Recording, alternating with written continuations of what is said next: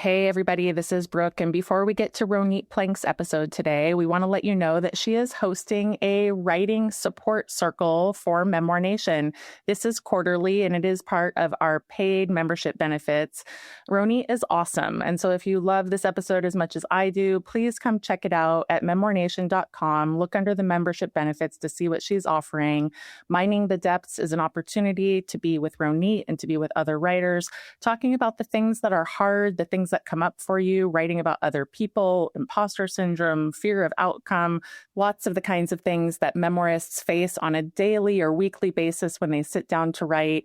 So you can check this out, like I said, at memoirnation.com. It's in the benefits aspect of what we're offering with the membership. So go to /membership, see what we're all about. We've got a lot of exciting things in addition to Ronit's circles. Again, I hope that you love this episode as much as I do, and we'll see you in Memoir Nation's community. Thank you. Hello, advocates, champions, stewards, and defenders. I am Brooke Warner. Hello. I'm here with my co-advocate and my co-champion, Grant Faulkner. And this is another episode of not Right-Minded. That's so funny, Grant. I have been doing that lately. We're so, 8 years of programming, but no, we are Memoir Nation. Yeah. Yes. Well, what a treat. Today we get to talk with Ronit Plank, who is an author and a podcaster and a Substacker. She is a memoir champion like we are. And in fact, we have so many points of intersection with Ronit, and I really admire what she does, and she just puts so much positivity about memoir into the world. And so this kind of feels like welcoming a singer from the same chorus onto our show. We're all singing the same song of memoir, spreading the word about why it's so important. And so, Grant, I thought that today's episode about memoir advocacy would be a great time for you to share maybe more deeply than you have in the past about this somewhat recent pivot you made from fiction love to memoir love, and when we started Right-Minded, because there I am thinking about Right-Minded, in all these years we've been doing this, you were the fiction guy and I was the memoir gal, and then something shifted and it was in fact very personal to you. And so I would hope that you would just kind of get into it a little more about the role of, being a memoir advocate and champion, and why the shift, what happened. Yeah, gosh, in so many ways, it's just like the natural arc of my journey as a writer, but I could have never guessed it, and it's fascinating to move into a new genre at this age, actually. It's kind of unexpected, and I am so passionate about it. And I used to say that it's all storytelling in the end, so that, I didn't think about it there being a huge difference between memoir and fiction, but in fact, I was not only in part wrong, I was largely wrong about memoir and what it is as a genre for a writer. And, so of course it's storytelling, and a lot of the craft and style that I approach fiction with is the same that I approach memoir with, but there are, significant differences when it comes to writing memoir, simply because I don't have the shield of fiction in front of me, and I have to be more open about not only myself, but others. So the idea of publishing a memoir is completely different than the idea of publishing a novel, and you can feel those publishing eyes looking over your shoulder as you write memoir. It's harder to get rid of them, I guess. But the reason for my shift to memoir was, really quite personal. My catalyst moment was when I received a very, serious heart diagnosis that included just a whole slew of problems, including heart failure. And it made me think through my life with a different lens. I realized that in each decade of my life, I'd had a health problem that seemed separate and unto itself, but they were all connected to a pattern of behavior. I had an ulcer in my teens and insomnia in my 20s, which I still have, and really bad crippling carpal tunnel in my 30s, and then this chronic fatigue thing in my 40s. And so when I get this heart diagnosis in my 50s, I realized that all of these problems, health problems, were actually connected. They weren't separate. And so in my memoir, I'm exploring the way I, have approached so much in life with kind of this extreme behavior. I call it being a maniac.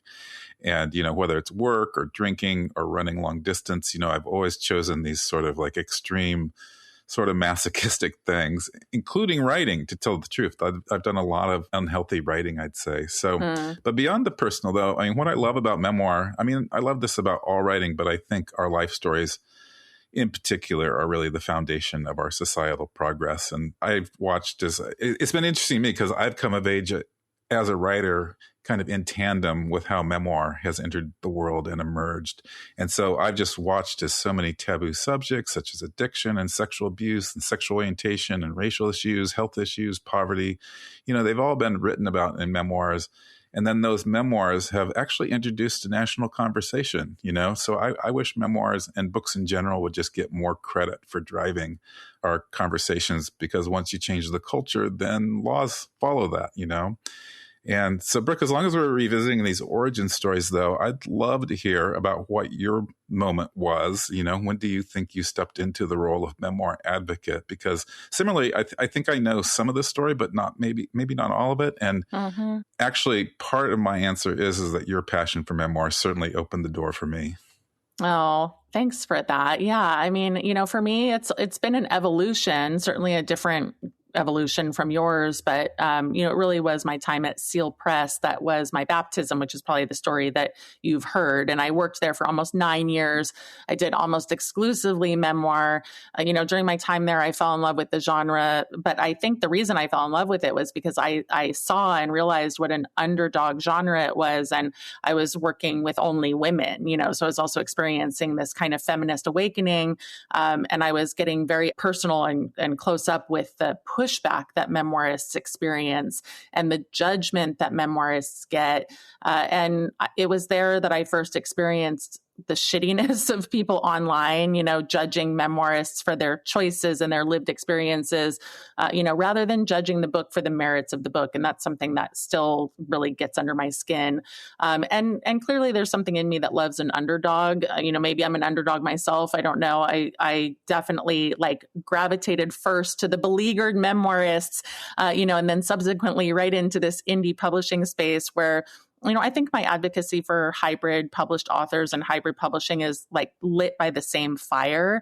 I feel that defender energy in the same place in my lower belly, don't you dare disparage memoir. Don't you dare disparage indie authors. I can get really worked up about it. So advocacy comes from having seen those pylons online, watching what people say, the elitism that people exhibit, which again is a parallel. Fiction is just considered to be a more elevated genre. It's more celebrated.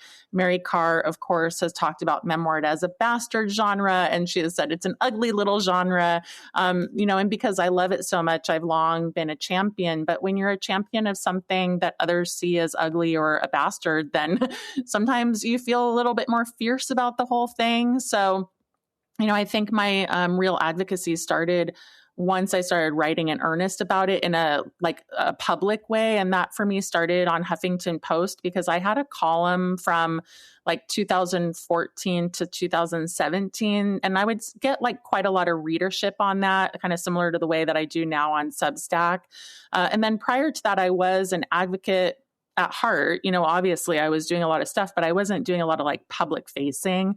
But then I started teaching, I should say this was first, I was teaching my 6-month memoir class starting in 2012 and then writing for the Huffington Post. And so it's been an arc. And then we started our podcast, of course, in 2018, and Grant, I think that sometimes, we don't always talk about the work that we do as advocacy, but of course it is. And you have long been advocating for people to tell their stories, write their stories at NaNoWriMo. And of course, you have this great book called Pep Talks for Writers. I love that book, 52 Insights and Actions to Boost Your Creative Mojo. And so I'm curious, to know, do you think your advocacy for writers started during or as a result of NaNoWriMo, or would it have been, separate from that? I'm guessing it had to have at least been partly due to NaNoWriMo. Yeah, both, I think. I think in my early days as a writer, which were my 20s, I was just so focused on learning how to be a writer. So it was largely, a personal endeavor. But I remember questioning the value of my writing, what value it had in a world that had so many inequities, and if it was a selfish pursuit back then. But I think my genuine activism that's been part of my adulthood as a writer was lit when I worked at the National Writing Project, which is a nonprofit focused on helping teachers teach writing better. And I realized at that time, this was the early 2000s, that we were entering the golden age of writing, because social media and texting and blogging, all these things were entering the world. And so everybody was a writer, which is pretty crazy in a way, like writing every day and writing persuasively and telling stories, all these, things that required writing skills. And I just realized how, at that same time, how we really make sense of the world through our stories, that shapes our experience and shapes, a lot of different things. And I love this quote by Madeline L'Engle, who said that stories are our instruction manuals of life. I think that's absolutely true. But writing, even though for me, it means all those things, it's perhaps our most effective tool for critical thinking. It doesn't get the attention or the funding that things like STEM subjects do, or even reading does. And one educational historian that I read back in the day called writing the second literacy, which I thought was a really interesting way to view it. It's just often neglected. And I think that's really strange. And so anyway, while I was at the National Writing Project in 2009, I worked with the New York Times Learning Network and Edutopia on this campaign called Why I Write, because we wanted to raise the visibility of why writing is important. And we collected all these super wonderful essays from all sorts of people, Nobel Prize winning scientists and musicians and mathematicians and comedians, you name it. And then we publicized everything on the National Day on Writing, which happens every October 20th, I think. And we used the hashtag Why I Write. And it went wildly viral. It was so energizing. And it was one of those moments that was just amazing, because it was another catalyst moment for me, just because I felt like, oh, I can make change, in the world and partner with these wonderful people to make change. And so, like you, I'm a person who, I generally work for the underdog. I view myself as an underdog now. I just hate snobbery and elitism. But to be frank, that is just rampant in our very New York-centric writing and publishing world. Yeah. So when I became executive director at NaNoWriMo, I can't tell you about the snobbery that we experienced, that I experienced personally as well. And, there was one literary writer who called us NaNoWrongmo in the press. Oh my God. And the head of the NAA literature group told us we weren't producing artistic excellence, so we couldn't get grants from them. And, my shorthand rebuttal to that is that we had about 400,000 people writing in communities around the world. So if that doesn't produce artistic excellence, then I don't really know what does, But it was snobbery. It was snobbery at work. I just couldn't name it specifically. So, what I think is funny, Brooke, is that when we started out, it's not like we screened each other with this criteria. It's not like we interviewed each other, but we clearly share a viewpoint on the ways the writing world works and who the underdogs are and how we can help them. So I just find that fascinating. Yeah, I love that. It's I hadn't really thought about it before or in that way either, and it's just so true. Yeah, I mean, it's an ethos that we share, obviously, and one of the interesting things, basically being participant over all these years, being like situated in writing spaces and looking at the rise of online communities, you and I were kind of both in these parallel places over the years. And I'm thinking back to the blogging craze of the mid to late 2000s. And, at Seal, I was always adjacent to all of that. I was looking to acquire authors who were writing amazing blogs, and my authors were the ones who were doing all the writing, and I was just an editor, and then I was a coach, and I was always in a supporter role, which is advocate, the role of being a midwife to other people's stories. And I still see myself primarily in that role, and I love being in that role. I'm proud to be there. But obviously, when you start writing, and getting your work out into the world, you start making a bigger impact. Like, you can be an advocate one-on-one, but with your words, you can be an advocate in this really massive way. And so that only started to happen after I left Seal Press. I wrote my first book in 2012. It was called What's Your Book? And then it was not too long after that I started the Huffington Post column. And all of that has just paved a way for content advocacy, all the stuff that I've done over the years. That might just be like my YouTube videos, and now it's Substack.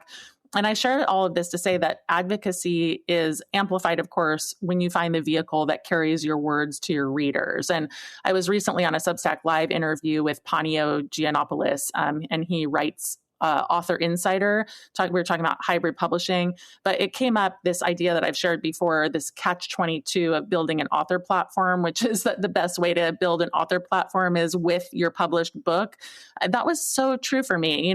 Once I became a published writer with that first book, all of these doors started opening, and I just then had the confidence of my own voice to start to really see myself as an advocate. And so I just wanted to say about that, that all of this stuff really matters, that we put our words out into the world.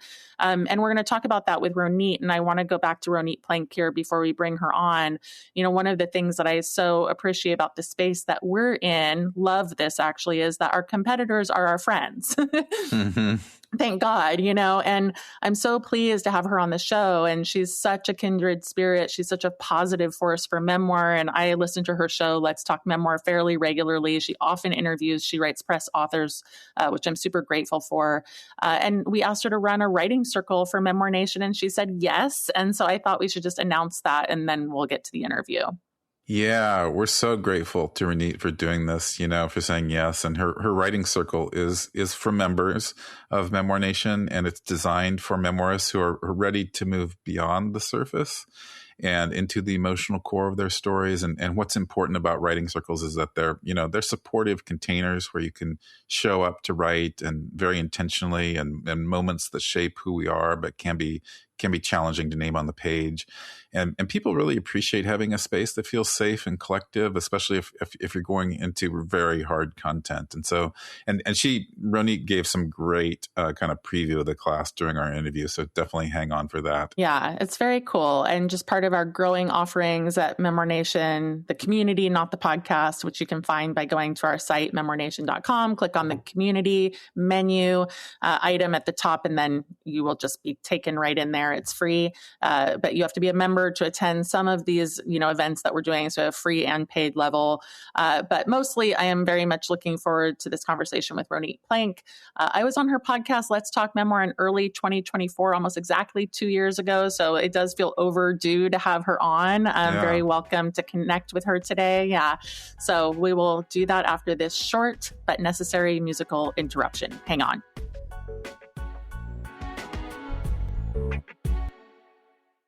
Welcome back, everybody. We have Ronit Plank with us on the podcast today. Ronit is a teacher, writer, editor. Her work has appeared in The Atlantic, Poets and Writers, The Rumpus, Salon, Hippocampus, New York Times, and elsewhere. She's earned multiple prize awards, Best Fiction. I love multiple Pushcart Prize nominations. Congratulations on that. Her memoir is called When She Comes Back. It was named a Book Riot Best True Crime Book and won a 2022 Book Excellence Awards, among other indie awards. Ronit is also the author of an award-winning short story collection. Her work has been widely anthologized. She teaches memoir for the University of Washington. Also, importantly, I think for today's conversation, she has an awesome podcast called Let's Talk Memoir, and an accompanying Substack that is also called Let's Talk Memoir. So Ronit, welcome. Thank you so much. And thank you for that introduction. And thank you very much, both of you, for having me. I'm really excited. I know, we're so excited too, and about this and other collaborations that we're going to talk about today. But I want to start by saying you're a memoirist and you host a memoir podcast. You also write about memoir from all sorts of angles, but one of those angles is advocacy. I'm curious about, what you would say if somebody were to ask you, what is your sweet spot in memoir? Like, what is the thing that you could spend 1 hour talking about specific to memoir? That's a tough one because I could do a couple come to mind. I love talking about writing about others with generosity and complexity, and writing about ourselves that way too. I especially love talking about broken and painful parental relationships that we might write about, and capturing parents in a way that helps the reader understand what it was like for the child us, or the kid us, whatever our age is, to be in that kind of a relationship, because it's so easy to throw loved ones under the bus. It's so easy to vilify others. It's so easy to make it very black and white. But as we know, the richer you make a portrayal, the more gripping it is for a reader, and the more they invest, because there are actual stakes there, because then we see why it's so hard to disentangle from this relationship, which just adds more layers to your narrative. And I'd say I love talking about how when we write about others, it's really our decision about what to share and what not to share. And it's also our decision about whether or not we let them know we're writing about them in advance, whether or not we show them our pages in advance. You talk to 10 memoirists, you'll get a whole bunch of different answers because there's no hard and fast rule, I think, in writing. I mean, I don't know if you'd agree with that. I feel like if you do it well, if you're able to create something that has heft and resonance, how you do it is really up to you. And so I really avoid black and white rules when I'm teaching, but I do have preferences, when I'm editing. I do have ways that I steer my writers so that they understand why I'm suggesting things. But those are just a few of the things that I could talk about forever. I'm probably forgetting about 5 other topics that I love to discuss, but that's just a starter. I wish we could talk forever, Ronit. But when you were a child, your mother left the family to follow a guru and moved to an ashram in India, and effectively disappeared from your daily life. After eventually returning, she left again, kind of repeating that rupture. So I want to ask you a question about forgiveness, because you told us that a lot of people ask you how you forgave her, but it's more nuanced than that. So can you tell us more about that nuance? Yes, I would love to talk about this. And thank you for mentioning the memoir. So, and I have to say, I will include this in my answer. I just had lunch with my mom yesterday, and we had a whole new watershed moment, which I didn't expect. So I wrote When She Comes Back when I was in my MFA program for memoir. And I went to memoir kicking and screaming. I don't know if we're going to talk about this, but I was a fiction writer, and I really did not like memoir. I thought it was just sort of a navel gazing, all the things that we talk about, the stereotypes, the negative stereotypes about memoir is what I thought. And I had been trained in fiction writing and in plays where I used to perform. So for me, I really was clear about what that narrative arc was like, what I was aiming for in the traditional writerly sense. And so when I read memoir, I didn't know what to look for. I didn't understand what was happening. And it wasn't until I started studying with Deborah Gwartney that I understood, it's not just about the situation and the experience that I went through, but it's about the meaning I make from it. And it took me a really long time, scores and scores of memoirs, reading, analyzing, doing my program to understand that my story was not just about my mom leaving and my parents both leaving actually, but about what happened to me and how I became the person I am because of it. I just thought it was a story of abandonment.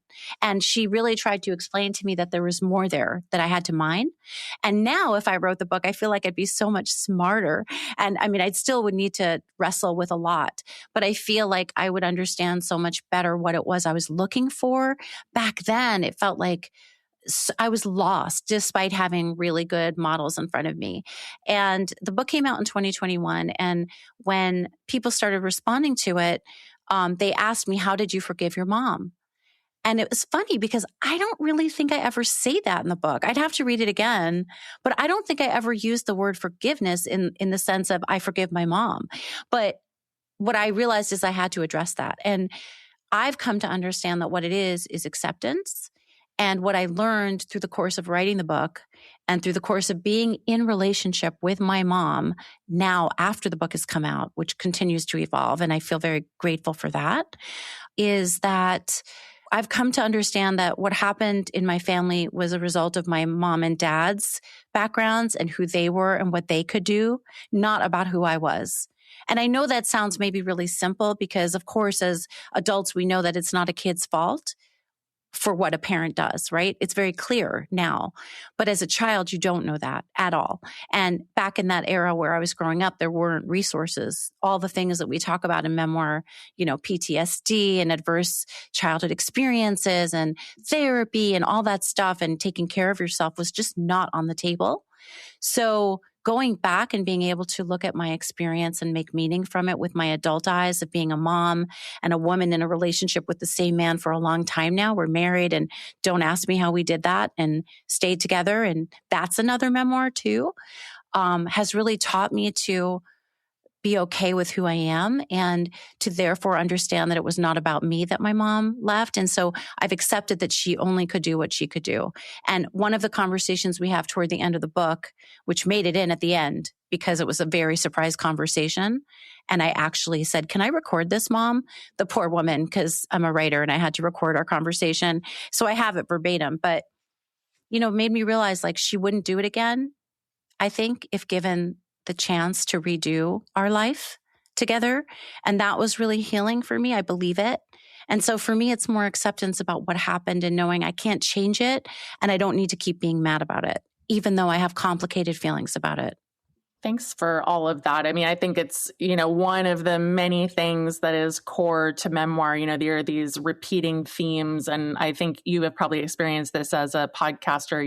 Grant and I are often surprised by how much, a conversation will lead into the exact next question we wanted to ask, because it is about this. I had noted that you're an unexpected memoirist and you said you went in kicking and screaming.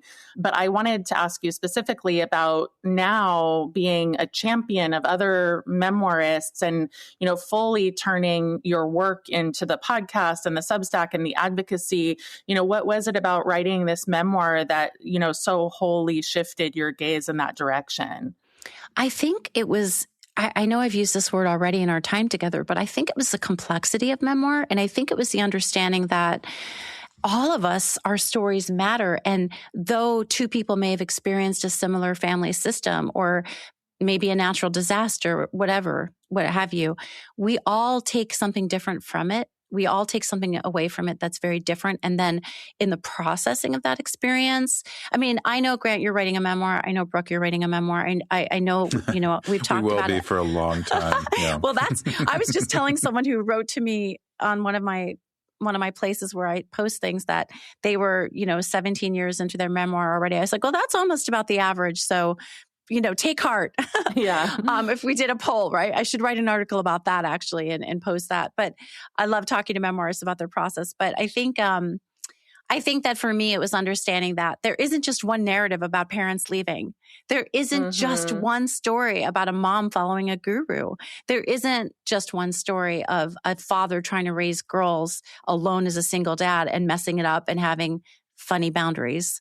And me, what really hooked me was that it wasn't a look at me, my life was so hard type of thing. It was a look at what I've learned and discovered and how I'm still here. And I came to tell the story of how I survived. It's so affirming. And I feel like every memoir, especially those that do this hard work of self-interrogation and reflection and curiosity and vulnerability, less so the just maybe, forgive me, but career memoirs or celebrity memoirs or memoirs that lean far more into autobiography.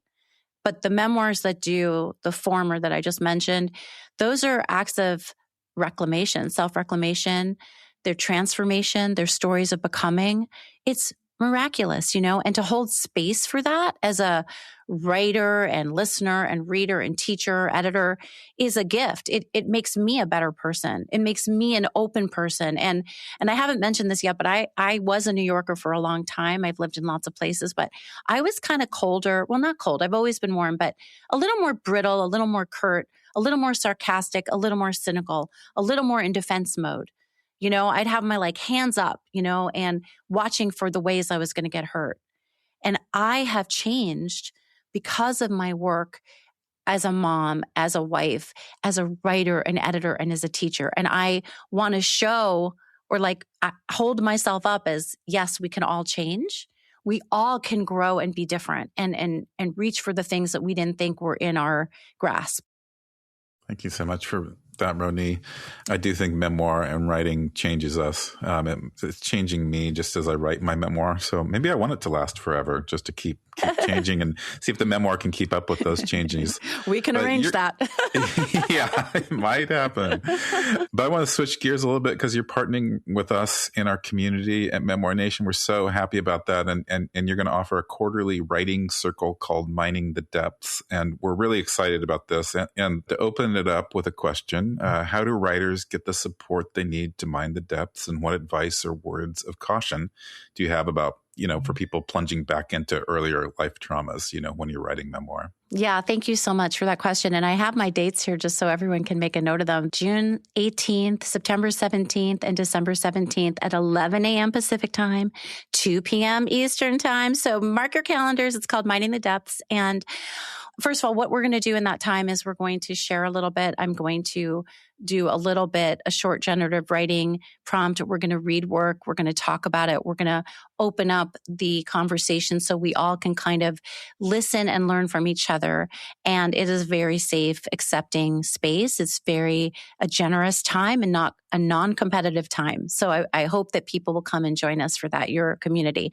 So when I interview memoirists like Janine Olette and Laura Davis and people like Lisa Kefauver of Grief is a Sneaky Bitch podcast, some of the tools that they offer are, lighting a candle when you're writing difficult material and blowing the candle out when you're done. So you kind of have closure, setting a timer for 10 minutes or 15 minutes and knowing when the timer goes off, you're done for that time.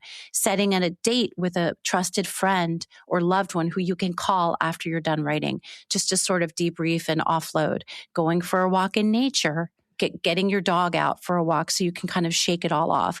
And Lisa Kefauver, I love this one, legs up the wall, which is you just lay somewhere with your legs up the wall for a couple of minutes if you can, which helps your system sort of settle down and know I'm safe, because otherwise, why would I be laying on the floor with my legs up the wall if there was some animal about to chase me or if I was in a flight mode, right? This sort of sets your system up for calming. So I think that everyone can approach this in the way that feels right to them. I remember just writing and pushing through because I had deadlines, but sometimes getting the shivers after or the chills after writing something that was particularly difficult or poignant. And that really surprised me. No one warned me about that. I just would have some tears and maybe feel like I had chills. And I just had to go slower then. And then I had to keep it to myself until I was ready to share with my advisor, my trusted writing community. And I think everyone needs to find what works for them. If deadlines are on the table, but you're having a hard time pushing to reach those deadlines because the material is so tender, I really recommend that you honor that. There's no race. There is no race. And actually, the more time you give yourself to ruminate and take care of yourself and allow maybe those passive thoughts to enter your mind. Let's say you're in the bath and all of a sudden you have a moment of insight, or you're driving and all of a sudden you realize something. You can pull over and leave a note for yourself so you can get to it later and incorporate it into your material. But there is no race. There is no right way to do this.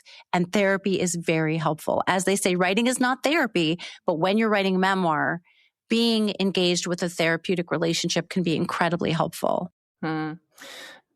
That's so spot on. I mean, I think when I first started this memoir, I was like, I'm going to do it in a year. And it was such a false construct. And this whole idea of it not being a race, like coming to terms with that was huge, and just letting down and being like, it's going to be what it's going to be. And I think most memoirs kind of come to that conclusion if, unless they're maybe, like you said, under deadline for a publisher or something like that. But Ronit, I wanted to say, ahead of the interview, we went back and forth about the many possible things that we could cover in this interview. And you had brought up the subject of misconceptions. And so I wanted to say something about that because, when I think about misconceptions, there's misconceptions about the genre at large on the one hand. And then there's misconceptions I think about, like what memoirists think that memoir is going to be, right? Or like who it's meant to touch. And so I know this is kind of a multi-layered topic, but when the topic of misconceptions comes up, what comes up for you?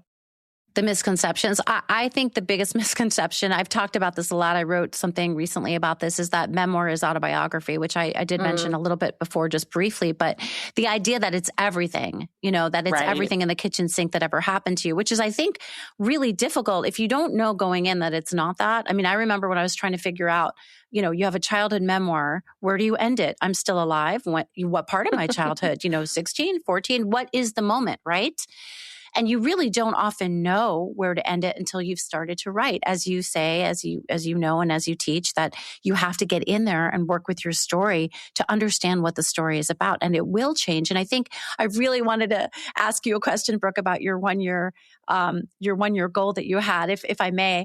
I'm curious when you made that 1 year goal and when you realized, oh, this is not attainable in a way that I want it to be attainable. Yeah. I made the 1 year goal, I think, because I thought I was capable of doing it because I wrote another book in under a year, but it was not a memoir. It was a prescriptive how-to. It's so different, isn't it? Knock that out, no problem. And then I started writing the memoir, and the emotional layers started coming up, and I started to think about my ex and my mom and my kid. And I also started just like having resistance. And it took probably 4 to 6 months before I was like, oh, this is, letting me know that there's just no way that this is happening in a year. I think it's so important because you're right. When I'm writing prescriptive essays now and articles, especially for Substack or the other outlets that I write for, it does come pretty easy for me. And I don't know if that's the bossy nature I have. Naturally, I'm an older sister and I'm used to taking charge and taking care of things. And so, but also I think it's because there's teaching in my family and I love teaching. So, but it is such a different muscle. And, yes, I think I've said it before, and you probably have said it to your people too, but if you end in the same place you thought you were going to end in your memoir, you probably haven't done all the exploring that you could do. I think if you're ending up in a different place than where you started or where you thought you were going to end for the story, that's an excellent sign that you've done some good excavation and have really opened yourself up to the possibility that there's more at play than you think. I think also that, writing alone and giving yourself goals is so important. Creating the space you need, whether it is co-writing, a Zoom co-writing, or meeting a friend for coffee and then you're writing together. I'm sort of a quiet writer. I like to do it all on my own by myself and insular with music and just no one bother me. But then there has to be time where I share my pages, whether that's with a trusted friend, a reader, an editor. That's when you really get to know what's going on in your story and the pieces that you may not have realized yourself, these themes, or even, for example, oh, that sounds a little snarky. Did you know that sounds a little snarky? Do you want to sound bitter here, for example? And I think that it's really clear when you read a memoir. And, I get to read the really big memoirs, but I also get to read so many amazing smaller press memoirs, so many lyric and hybrid memoirs. People are doing amazing things. And I heard your interview with Sada recently, and let me say that I am such a fan of the different types of memoir coming out and breaking the mold and breaking this normal, traditional, linear form. I've just had my mind blown in the past 4 years of doing this podcast. And I would keep on doing the podcast just so I can keep abreast of all of the amazing work that's out there. But anyhow, I digress. I think you asked me about the misconceptions. And I really, really think it's not about payback. And I like to tell my students that, when you're writing your memoir and you've got the manuscript and then you've got a book, you have the mic, so to speak. You're on stage, you have the mic, right? So there's no reason to punch down. You have the reader's attention. So it's okay. You can afford to show the person who hurt you in a positive light for a minute, to show us what it was that drew you in about that person. And then when they hurt you or they say something that you didn't expect or plan on, we will feel it all the more. So you don't need to feel sorry for yourself on the page. You don't need to throw punches or villainize other people, as I mentioned before. You show things in a clear way and let us see what you need and what you want and what you're hoping for and what you don't understand. And we will be there living in your experience, and we will feel for you and be sorry for you when you don't get what you want and you have to find a new way to get it.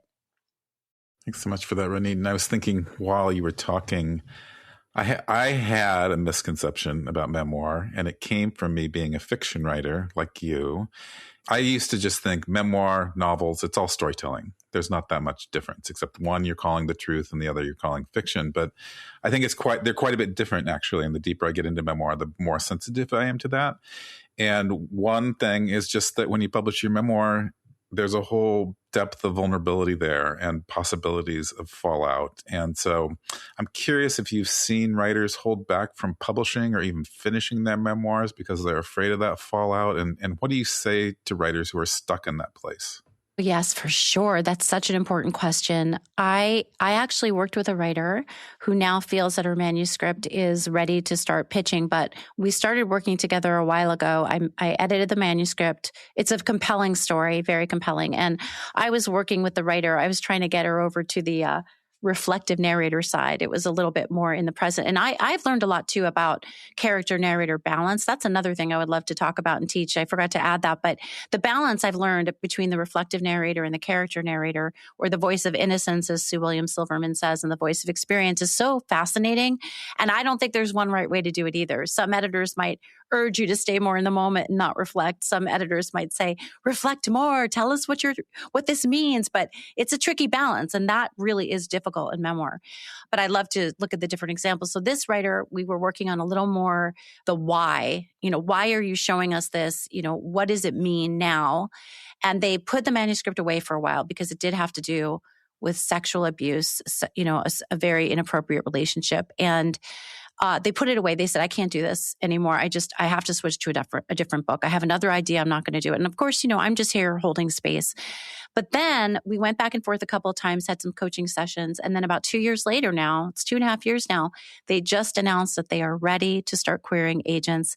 They think they have the fortitude, the strength to do it. They did go back and add more reflection. They I think ruefully, they said, okay, I kind of listened to you. And I'm not saying I'm right. I'm just saying it was an idea. And they're about to start pitching. And I think they had to really get with themselves and think, am I ready to put this story in the world and to talk about this? Because it's a very Me Too type of story. And it opens up a whole nother layer of sharing. And I just recently interviewed Mimi Nichter about her new memoir, Hostage, through the University of Nebraska Press. Oh, we had her on also. Oh my gosh. Oh, amazing, everyone. Yeah, she's great. Oh my gosh, that memoir. And I asked how she's doing because she had never processed the trauma of being hijacked on a plane for years and years and years, though she's a cultural anthropologist. Mm-hmm. And I said, how does it feel now to be talking about this and promoting? And it's a lift. It's a heavy lift. There have been tears.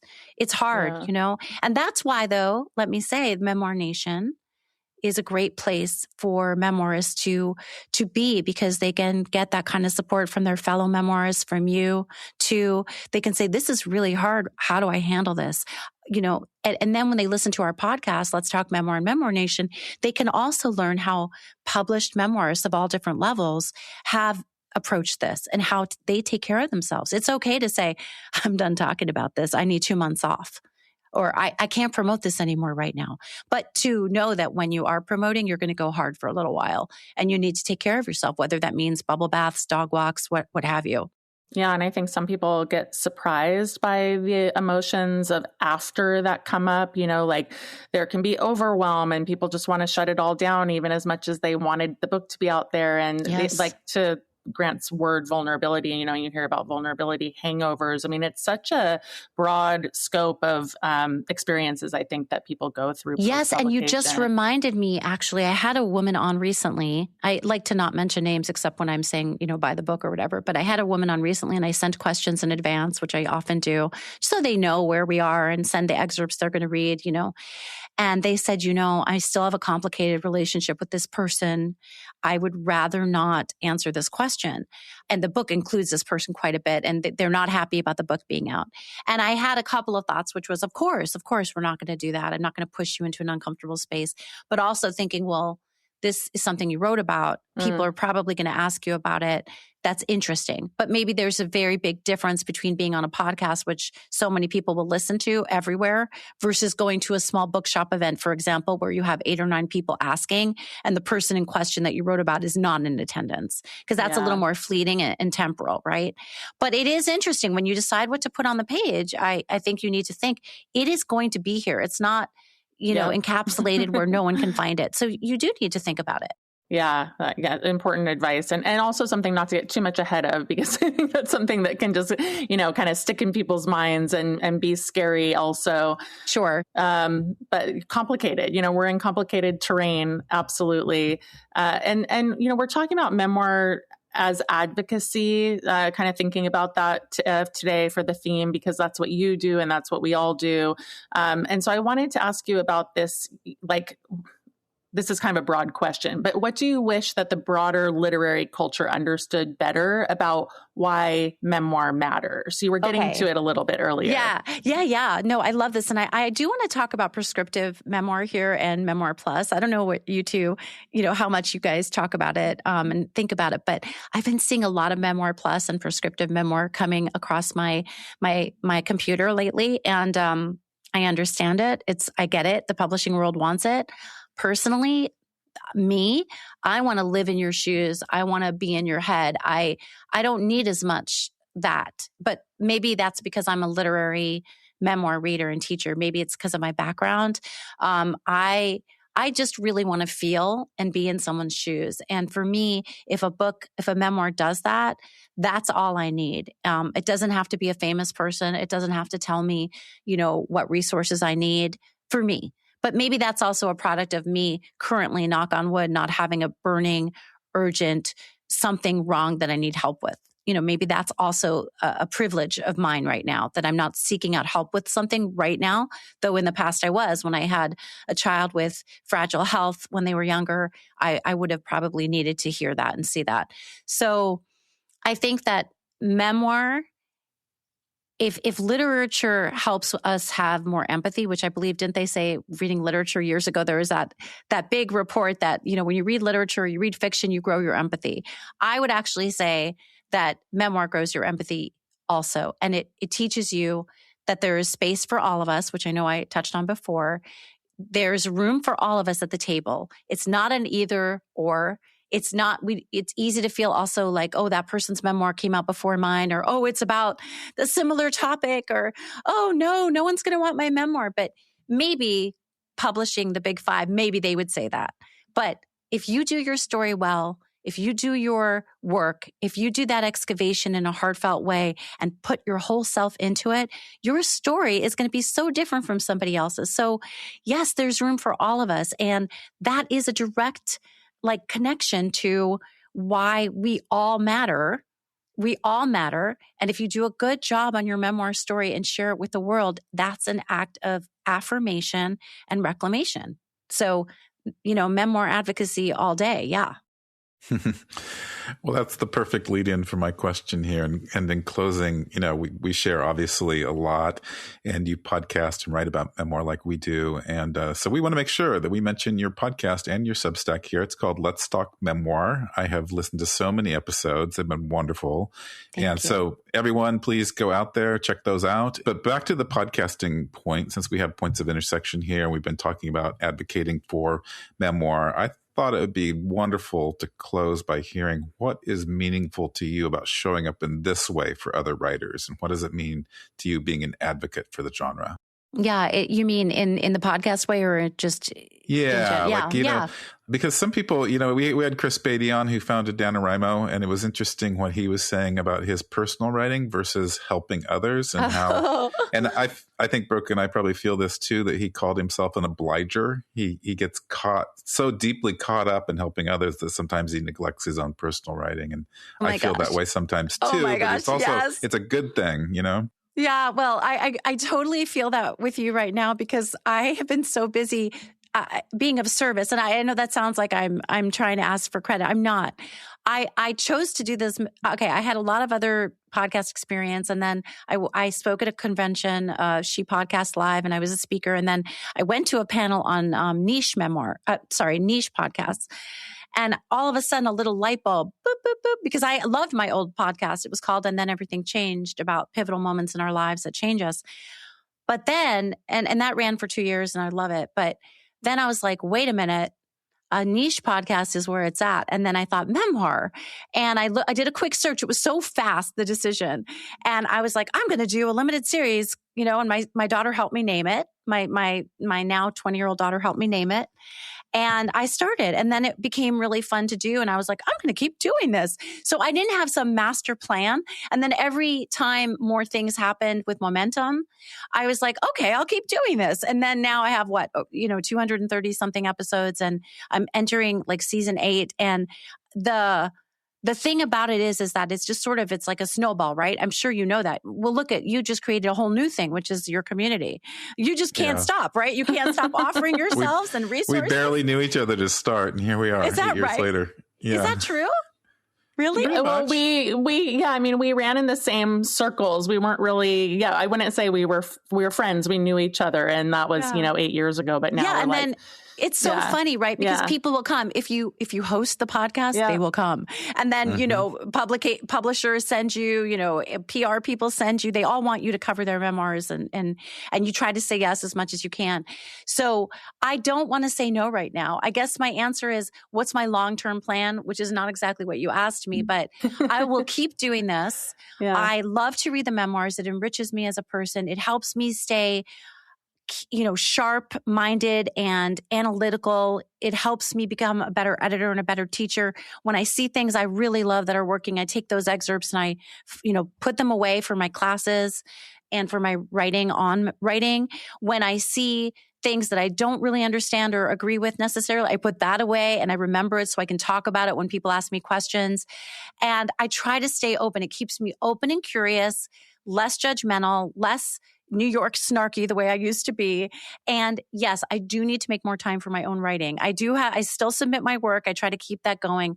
I feel like also I'm in a very heavy season of helping others right now. And I will learn how to balance that a little bit better, but I get something from this too, right? People say, thank you for what you do in the community. I'm sure they tell you that all the time because we don't get paid for this, but we get something from it, right? Yeah, we get so much from it. And it's not, I check myself. I'm like, do I want to do this because I want people to like look up to me and feel like I'm so smart and important? And no, it's not. I check myself because I want to make sure I do it because I want to do it. And when I don't want to do it anymore, I will know because that snarky New Yorker will come back and then I'll have to take a break. But right now I love doing it and I'm growing as a person and as a teacher. So I'm really happy. It shows, Roni. I mean, you can feel it in your interviews and your passion for the topics and all the people that you elevate and champion. So thank you so much for what you do. I'll say it back to you. Oh, well, thank you. And I want to say, because I know we're winding up, I am so happy I get to teach those. Well, I'm happy I'm going to teach a class for you in the fall. We're going to decide what it is. And I'm really happy to be doing Minding the Depths Writing Circle with you. And I'm so happy that you are fans of the show and that you included it in your Memoir Nation resources. And I can't wait to tell my people that I'm on your podcast. They're going to be so excited because you're a beacon. And this was just so fun. Thank you. Awesome. Thank you. That was that was the best ending we've ever had, Ronit. So thank you for all that. Ever. That is true. Ever. Don't you forget top it. 3 for sure. Yeah. Thank you so much. We'll be right back with today's book trend.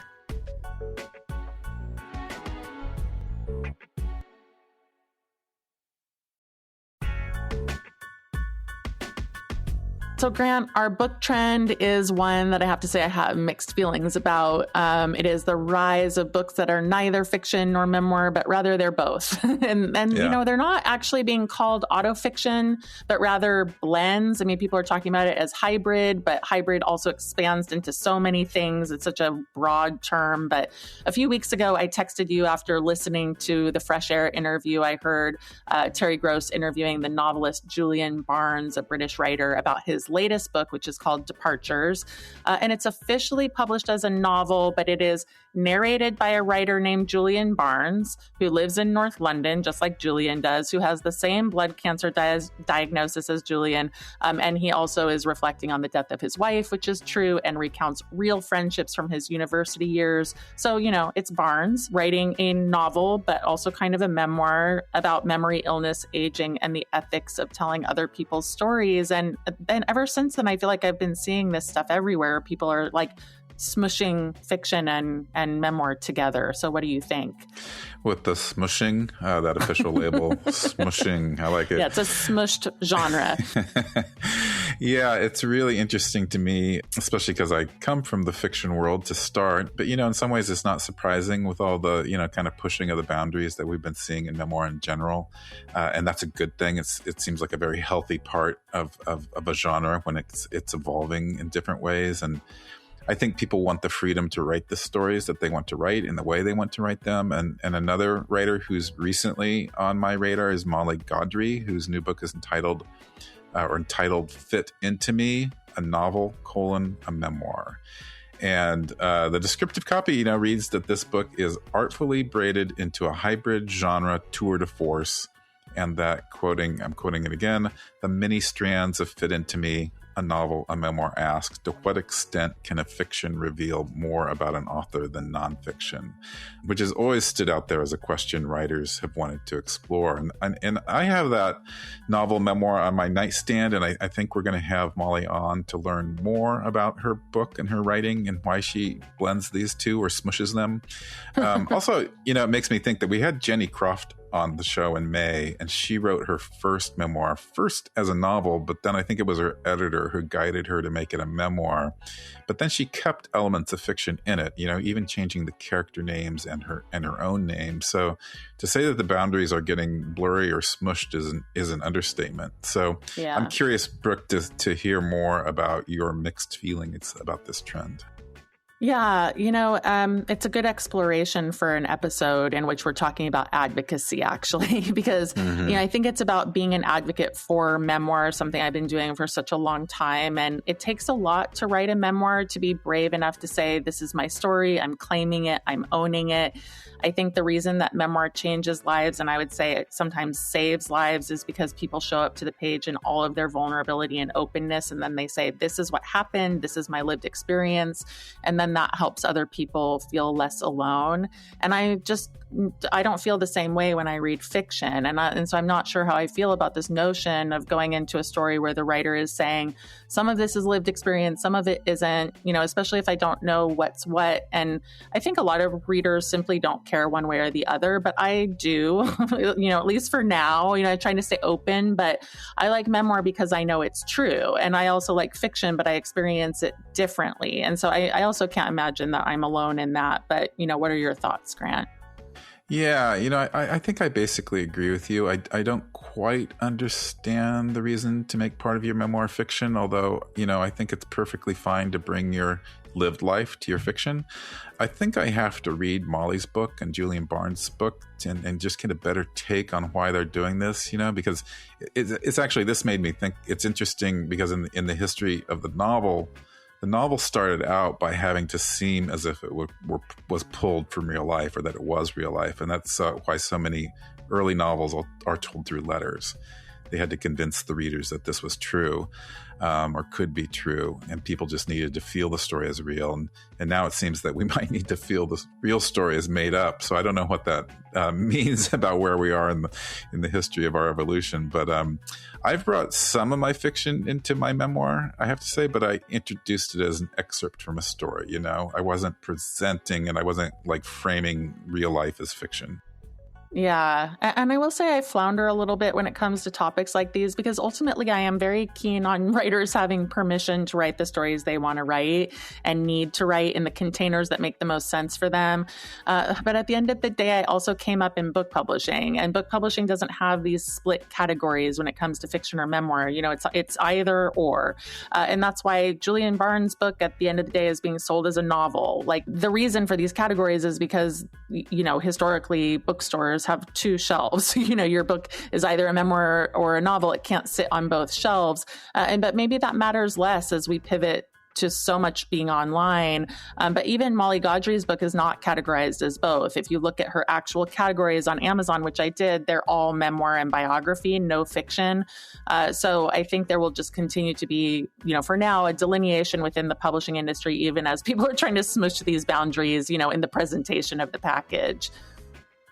We're going to make smush a standard smush. word. Yeah, the smush section. Maybe that's what it needs. The bookstores need a smush section, just uncategorizable. But I know you believe this to be true as well, Brooke, but fictionalizing a true story is often something, a person turns to because of their fear over some craft choice. And this trend seems to be about, experimentation. And some writers can get away with that because they're, bigger names, and their publishers are going to be willing to take that kind of chance. And I think most readers of memoir, though, are like you, that they gravitate to memoir because it's true, and that the truth of the lived experience, matters. So it changes the reading experience. So, but we'll see. It's definitely an interesting trend to track, and also interesting to see how the publishing industry is dealing with it by calling things hybrids, and by doing this thing of still categorizing something as either fiction or memoir.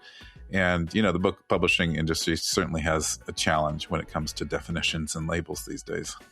Yeah, it's so true. It's actually very funny too, because we want to buck being confined, but we can't escape it because we're so driven by categories and where to fit things and, where to belong and how to name things. So we just have to sit with the reality of that discomfort. But here at Memoir Nation, we are advocating for memoir and truth. I will say if that truth needs to take the form of being fictionalized for you, I am not going to stand in your way. Embrace it. It's a way in, and you also never know the shape that something will take over time. I will say, like, sometimes people start with fiction and it becomes more memoir. And so whatever it takes to write, it's just about the commitment and doing it. And one way that you can do that is just remember to write with Ronit. So please come check out what she's got going on at Memoir Nation, at memoirnation.com. Listeners, thank you for being with us today. Check out our social media pages. Also, we're growing our space. We have Grant, we have Facebook, Instagram, LinkedIn, all of that at Memoir Nation. So thanks, everyone. And thanks for listening. We will see you next week.